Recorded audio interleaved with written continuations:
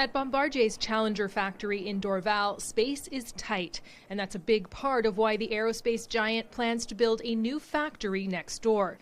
Quebec is backing it with a $35 million repayable loan. The aerospace sector is a very strategic one, especially in the current context we are going through. Bombardier says it will cost around $100 million to build and will be used primarily for its global aircraft and platforms.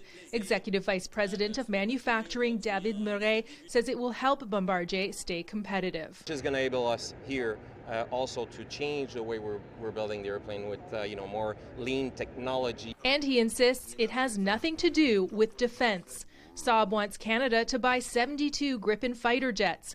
Aviation expert John Graddick says while this new factory may not be directly tied to defense, having more space would certainly help if the Gripen happens. I think they're looking at flexibility, to have the ability to not have to build a whole new plant for the Gripen, just reallocate capacity between Toronto and Montreal to create that space. Quebec's economy minister says the new factory will create 330 new jobs and will have significant economic spin-offs. It will bring new revenues for Quebecers, also for the government, and these revenues are serving Quebec in order to invest into health and education services, for example. Though the Canadian Taxpayers Federation says Quebec shouldn't keep lending money to Bombardier. We have a massive deficits in Quebec that we keep on accumulating every year.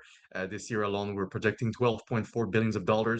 So clearly the Quebec government doesn't have to send, or doesn't have the money right now to send to any corporation. But Graddick says $35 million is a relatively small loan, a far cry from government investments of years past. This is not a C-series investment.